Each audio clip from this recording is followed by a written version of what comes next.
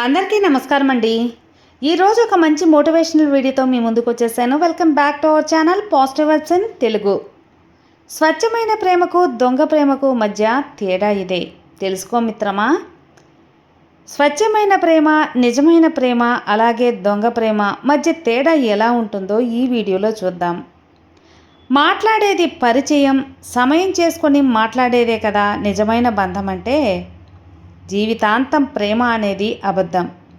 ఒకవేళ ఆ ప్రేమ ఉన్నా ఇద్దరిలో ఒకేరే ప్రేమిస్తూ ఉంటే మరొకరు నటిస్తారు. ఇది నీకు ఇప్పుడు వినడానికి కష్టంగా ఉన్నా సరే ఇదే నువ్వు నమ్మలేని నిజం మిత్రమా. ఇష్టం, కోపం, అలక, ఏడవడం, నవ్వడం, బాధపడడం ఇవన్నీ కూడా కేవలం మనకు నచ్చిన వాళ్ళ దగ్గర మాత్రమే కదా చూపిస్తాం, అలాగే చూపించగలం కూడా. కానీ వాళ్ళని అసలు వదులుకోకండి. అది స్వచ్ఛమైన ప్రేమ. అవసరాన్ని బట్టే మనుషులు ఎప్పుడైతే మన అవసరం తీరిపోతుందో మనతో మాట్లాడే విధానం కూడా పూర్తిగా మారిపోతుంది. అవును, మీరంటే ఇష్టం ఉన్న వారిని ఎప్పుడు కూడా అశ్రద్ధ చేయవద్దు. ఏదో ఒకరోజు తెలుస్తుంది ఉన్న వజ్రాన్ని దూరం చేసుకొని రంగురాళ్ళ కోసం వెతుకుతున్నారని. అప్పుడు అర్థమవుతుంది నువ్వు చేసే తప్పు ఏంటో. అర్థం చేసుకునే వాళ్ళకి నువ్వు ఏం చెప్పకపోయినా సరే స్పష్టంగా అర్థమవుతుంది. అదే అర్థం చేసుకోలేని వాళ్ళకి నువ్వు మంచిగా మాట్లాడినా సరే ప్రతి మాట కూడా అపార్థమేగా అవుతుంది. గుర్తుపెట్టుకో మిత్రమా, కాలంతో పాటు నువ్వు కూడా కాస్త మౌనంగా ఉండి చూడు, అన్నీ నీకే అర్థమవుతాయి. నువ్వు పలకరిస్తే కానీ పలకని బంధాలు ఏవో, నీ పలుకు కోసం ఎదురుచూసే స్వచ్ఛమైన బంధాలు ఏవో నీ కళ్ళకు నువ్వే స్పష్టంగా అర్థం చేసుకో. నమ్మకపోయినా ప్రేమ ప్రాణం పోయినా శవం మానం సమానం.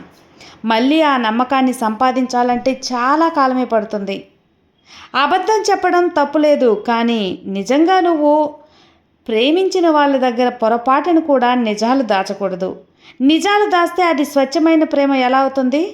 నువ్వు ప్రశాంతంగా ఉండాలి అంటే కొన్ని చూసినా ప్రశ్నించకు, కొన్ని తెలిసినా పట్టించుకోకు, కొన్ని మాట్లాడాల్సి వచ్చినా మాట్లాడకు. అప్పుడే కదా నువ్వు హాయిగా ప్రశాంతంగా ఉండగలవు.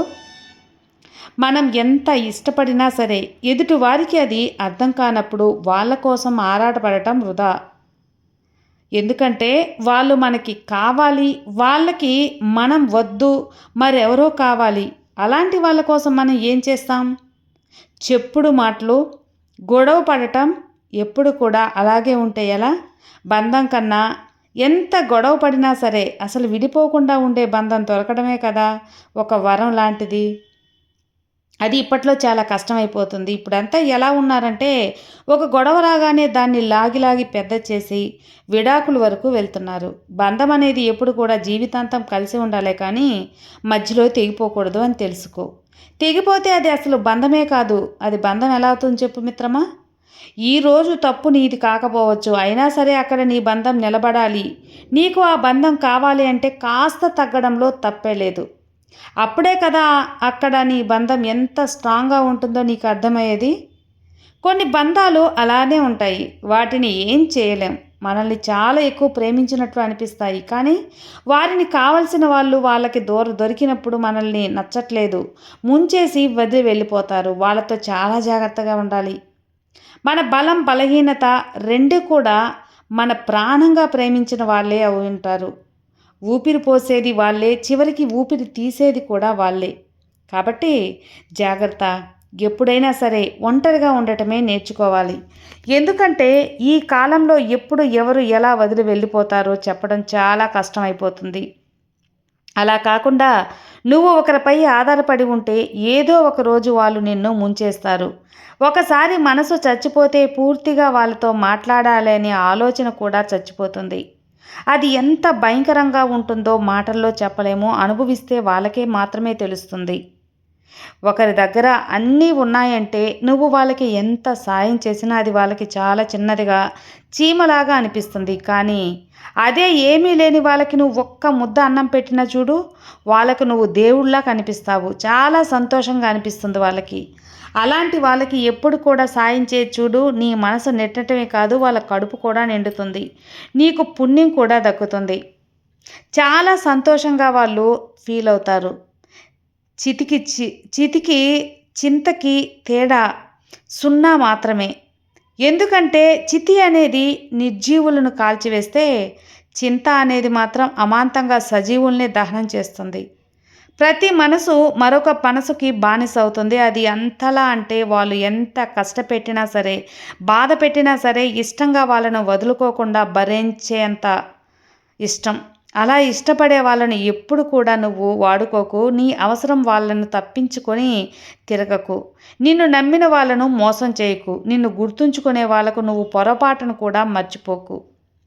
మన వల్ల ఇబ్బంది పడే వారికి, మన నుండి దూరంగా కోరుకునే వారికి ఇబ్బంది పెట్టకుండా మనమే మౌనంగా దూరంగా వెళ్ళడం మంచిది.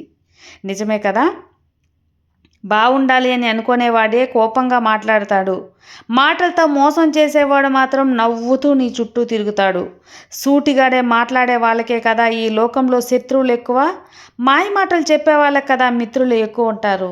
నిజం కదా మిత్రమా? మీరే చెప్పండి. మనం మాట్లాడితే కానీ మాట్లాడని బంధాలను వదిలేయడమే మంచిది. అక్కడ నువ్వు మాట్లాడితేనే మాట్లాడుతున్నారు అంటే నీ బంధం ఏమాత్రం కూడా అవసరం లేదు అని అర్థం. అవునా కదా? ఇది అక్షరాల సత్యం, గుర్తుంచుకో. ఇప్పుడున్న ఈ రోజుల్లో మనం ఎవరి కోసమైతే ఏడుస్తూ ఎదురు చూస్తూ ఉంటామో వాళ్ళు వేరే వాళ్ళని హ్యాపీగా ఉంచడం కోసం బిజీ అయిపోతూ ఉంటారు. అలాంటప్పుడు నిన్ను పట్టించుకునే సమయం కూడా వారికి ఉండదు. అందుకే ఎప్పుడు ఎవరిని కూడా అంతగా ఎదురు చూడకు, ఎవరిపైన ఆశలు పెట్టుకోకు. అసలు ఈ రోజుల్లో బంధాలు, బంధుత్వాలు అంటూ ఏమీ ఉండవు. అవసరం ఉంటే వాడుకుంటారు లేదా పూర్తిగా దూరం పెడతారు. కేవలం ఒకరితో ఒకరు అవసరం మాత్రమే ఉంటుంది, అంతే. అవసరం ఉన్నంత వరకే వాడు మనోడు అంటారు. అవసరం తీరిపోతే వీడెవడ్రా అంటారు. అందరూ ఇలానే కదా ఉన్నారు. పెద్దలు అంటూ ఉంటారు మిత్రమా, గతం గతహ అని. కానీ గతం గుర్తుంచుకుంటూనే ఆ గతంలో జరిగిన కష్టాలు, సమస్యలు, అలాగే మనం మోసపోయిన రోజులు ఇవన్నీ గుర్తుపెట్టుకుని మనం అందమైన భవిష్యత్తును నిర్మించుకోగలం. ఆ తప్పులు చేయకుండా ఉంటాం. పని చేయకుండా జాగ్రత్త పడగలం. బంగారు భవిష్యత్తు గతం అనేది ఒక గట్టి పునాది అవుతుంది. కొన్ని మౌనాల వెనక బాధ ఉంటే, కొన్ని దూరాల వెనక కేవలం ప్రేమ మాత్రమే ఉంటుంది. జీవితంలో ఎప్పటికైనా ఒంటరితనంతో బతకడం నేర్చుకోండి. ఎందుకంటే ఎవరి మీద నువ్వు ఆధారపడతావో స్వయంగా వాళ్ళే అందరికంటే ఎక్కువ నిన్ను హర్ట్ చేస్తూ ఉంటారు. అందుకే ఎప్పుడు ఎవరిని కూడా నమ్మకు, ఎవరిపైన ఆధారపడకు. కాస్త కష్టమైనా సరే కేవలం నీ కాళ్ళ మీద నువ్వు నిలబడు చాలు. మనం అంటే ఇష్టం ఉన్నవారు మన మాటల వెనుక బాధని అర్థం చేసుకుంటారు. అదే ఇష్టం లేనివారు ప్రతి మాటలో కూడా తప్పుల్ని వెతికి అపార్థం చేసుకుంటారు. జాగ్రత్తగా ఉండు. నువ్వు దగ్గర ఉంటే గొడవ పడాలనిపిస్తుంది, దూరం అయితే కావాలనిపిస్తుంది. ఎలా అయితే నీతో ఉండాలనిపిస్తుంది. బహుశా నువ్వే నా ప్రాణం అని ఆ వ్యక్తిని ఎప్పటికీ వదులుకోకూడదు. ఇక ఆ వ్యక్తిని వదులుకుంటే సర్వస్వం కోల్పోయినట్టే. ఇది కదా నిజమైన ప్రేమ అంటే. మనసుకు నచ్చినప్పుడు ఒకలా, మనసుకు నచ్చనప్పుడు మరోలా ఉండేవారి అనుబంధం గురించి, బంధాల విలువ గురించి ఏం తెలుస్తుంది అనుకోవడం మన మూర్ఖత్వమే, మన అమాయకత్వమే అవుతుంది. ఈ ప్రపంచంలో చావు కన్నా భయంకరమైన నరకం ఏంటో తెలుసా? ఇంకేంటి? ఒక మనిషిని నువ్వు పిచ్చిగా ప్రేమించటం, వాళ్ళు నీకోసమే ఉన్నారని నువ్వు భ్రమపడటం. ఇదే నువ్వు చేసే అతి పెద్ద తప్పు. మనం కరెక్ట్గా ఉంటేనే ఎదుటి వాళ్ళ గురించి మాట్లాడాలి, లేదా అన్నీ మూసుకొని కూర్చోవాలి. యాటిట్యూడ్ అనేది క్యారెక్టర్ని బట్టి ఉండాలి, కానీ నీ బలుపు, పొగరును, స్టేటస్ని బట్టి కాదు. అర్థమవుతుంది కదా? అన్యాయంగా ఒకరిని నొప్పించి నువ్వు పొందే ఆనందం కేవలం 3 నాళ్ళ ముచ్చటే అవుతుంది మిత్రమా. కానీ ఆ మనసు, కన్నీరు, ఉసురు నీ 3 తరాలకు సరిపడేంత శిక్ష తగులుతుంది. ఈ విషయం గుర్తుపెట్టుకోండి. జీవితంలో మనం చేసే అతి పెద్ద తప్పు ఏంటో తెలుసా? మనమంటే లెక్కలేని వాళ్ళని ఎక్కువగా ఇష్టపడటమే. ఇదే నువ్వు చేసే అతిపెద్ద తప్పు. దీని నుంచి నువ్వు బయటపడటం అంత సులువైన పని కూడా కాదు. కాబట్టి ఊసరు వెళ్ళి ఒక జంతువు, అది ఆపదలో మాత్రమే రంగులు మారుస్తుంది, కానీ మనుషులు అవసరాన్ని బట్టి రంగులు మార్చేస్తారు. అలానే మాటల్ని కూడా మార్చేస్తారు. ఎంత విచిత్రమో కదా. అవసరం ఉన్నా లేకున్నా సరే నువ్వు ఎప్పుడూ ఒకేలా ఉండు. ఎందుకంటే అవసరం కోసం నటించే బంధాలు ఎప్పటికీ శాశ్వతంగా ఉండవు. ఈ విషయం తెలుసుకో. అసలు ఈ లోకంలో అతి పెద్ద ద్రోహం అంటే ఏంటో తెలుసా మిత్రమా? ఒకరిపై అబద్ధపు ప్రేమను చూపి అదే నిజమైన ప్రేమను నమ్మించి నిలువునా మోసం చేయటమే. నువ్వు ఇతరులను చేసే ద్రోహం అంటే తమను తాము ప్రేమించుకొనడానికి క్షణం తీరిక లేని ఈ రోజుల్లో ఎవరో ఒకరు వచ్చి నిన్ను ప్రేమిస్తారు, నిన్ను నువ్వు మర్చిపోవద్దు. ఇక్కడ మిమ్మల్ని మీరే ప్రేమించుకోవటానికి సమయం లేదే. ఇతరులను ప్రేమించే నిన్ను నేను ప్రేమిస్తున్నానంటే వెంటనే నమ్మేయద్దు. ఏది నిజం ఏది అబద్ధం అని తెలుసుకోవాలి, లేదంటే జీవితమే నాశనం అయిపోతుంది. నచ్చలేదంటూ దూరంగా వెళ్ళే వారిని అస్సలు ఏమాత్రం ఆపకండి, కారణాలు అడగకండి. ఎందుకంటే కారణాలు వాళ్ళకి తగ్గట్టుగా వాళ్ళు తయారు చేసుకుంటూ వెళ్ళిపోతారు. నువ్వు ఎంత అడిగినా సరే వాళ్ళు ఏదో ఒకటి చెప్పుకుంటూ తప్పించుకుంటారే కానీ తప్పుని ఒప్పుకోరు, నిజాన్ని చెప్పలేరు. నువ్వు గమ్యం దారిలో గాయాలు నీ శరీరానికి కాదు, కొన్ని నీ హృదయానికి కూడా తగులుతాయి. అన్నిటినీ నువ్వు తట్టుకొని ముందుకు వెళ్ళాలే కానీ మధ్యలో ఆగిపోకూడదు. ముందుకు వెళ్తేనే కదా నీ గమ్యాన్ని నువ్వు చేరుకోగలవు. నీ కంటిలో కన్నీటి చుక్కను చూసి ఎవ్వరు విలవెలడాడతారో స్వయంగా వాళ్ళే నీ వాళ్ళు, నీ మంచి కోరేవాళ్ళు, నీకైన వారు అని తెలుసుకో. నీ కళ్ళల్లో కన్నీరు చూసి మంచి జరిగిందిలే అనే కళ్ళల్లో తెలుసుకుంటే వారితో దూరంగా ఉండు. నీ వాళ్ళు కాదు అని గుర్తుంచుకో. ఎప్పుడైనా సరే ఎవరిని ఎంత నమ్మాలో అంతే నమ్ము. మనోళ్లే కదా అని అతిగా నమ్మితే మోసం రుచి ఎలా ఉంటుందో చూపించి జీవితంలో నువ్వు కోలుకోలేని దెబ్బతీసి వెళ్తారు. నిన్ను భయంకరంగా బాధ పెడతారు. ఆ బాధ నువ్వు మాటల్లో చెప్పలేనిది, ఊహించలేనిది కూడా. మౌనం అంటే ఒకరికి మనమంటే అసలు ఇష్టం లేని వారి పట్ల చూపే ప్రేమ సైతం వారికే ఓ తలనొప్పిలా అనిపిస్తుంది. కానీ ప్రేమ అనే అస్సలు అర్థం కాదు.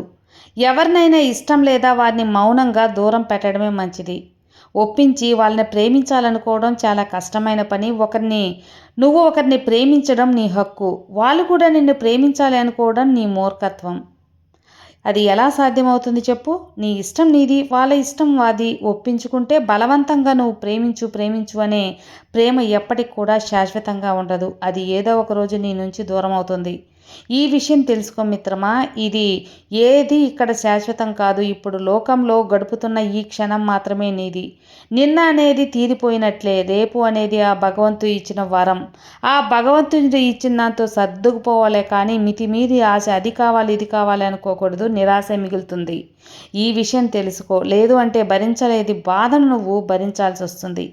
ఎందుకంటే మనకు నచ్చే బాధ కన్నా వారితో బంధం ముఖ్యం కాబట్టి వాళ్ళకి ఆ విషయం ఎప్పటికీ అసలు అర్థం కాదు.